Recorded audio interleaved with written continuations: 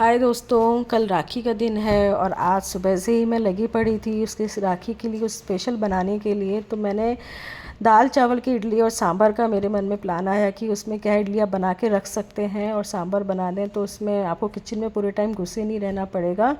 तो दाल चावल इडली के लिए चार चार का अनुपात रहता है, मतलब 3 कटोरी चावल और 1 कटोरी दाल। तो इनको दाल चावल को अच्छे से धो कर के अलग अलग ही भिगोना है दोस्तों, क्योंकि साथ में नहीं भिगो सकते। क्योंकि और इसमें मैंने साथ में मेथी दाना भी डाल दिया चावल में। साथ में भिगोने से क्या होगा कि भाई मेरे को चावल जो है थोड़ा दरदरा पिसा हुआ चाहिए और दाल एकदम बारीक पेस्ट। तो इसलिए हमको इनको अलग अलग भिगोने के बाद मैंने फिर रात को सोने से पहले इनको अच्छे से पीस करके मिक्स करके और इस एक डिब्बे में ही पूरे में मिक्स करके मैंने इनको मिक्स करके और रात भर के लिए छोड़ दिया।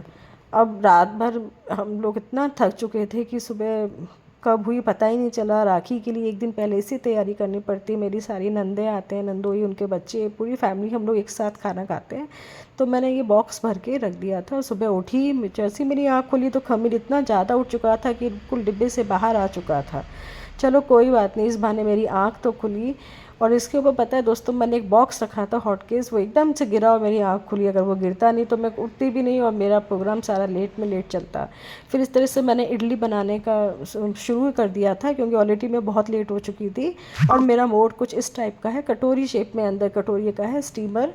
तो उसमें एकदम बड़ी बड़ी खिली खिली इडलियाँ बनती हैं। इडलियाँ मेरी बननी तैयार हो गई थी, साथ में मैंने दाल भिगो के पहले ही रख दिया था उठते से। और फिर अब ये सांभर कुछ अलग बनेगी, डोसे वाली सांभर नहीं है, ये कुछ स्पेशल सांभर है जिसमें बहुत जल्दी फटाफट बनती है और बहुत टेस्टी।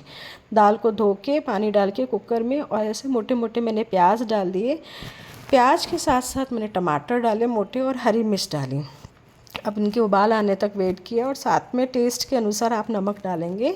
कम ज़्यादा नमक वो आपके अनुसार रहेगा। साथ के साथ मैंने इसमें 1 चम्मच हल्दी भी डाल दी।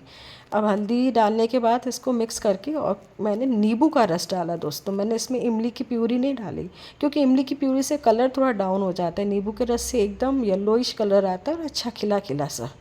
आप वो खट्टा अपने हिसाब से कर सकते हैं। मैंने 3-4 नींबू के रस डाल दिए थे इसमें। अब मैंने कुकर की सीटी लगा दी। 2-3 सीटी आने के बाद मैंने उसको इस तरह से पीस लिया। पीसने के बाद पानी डालेंगे आप अपनी थिकनेस के अनुसार डालेंगे।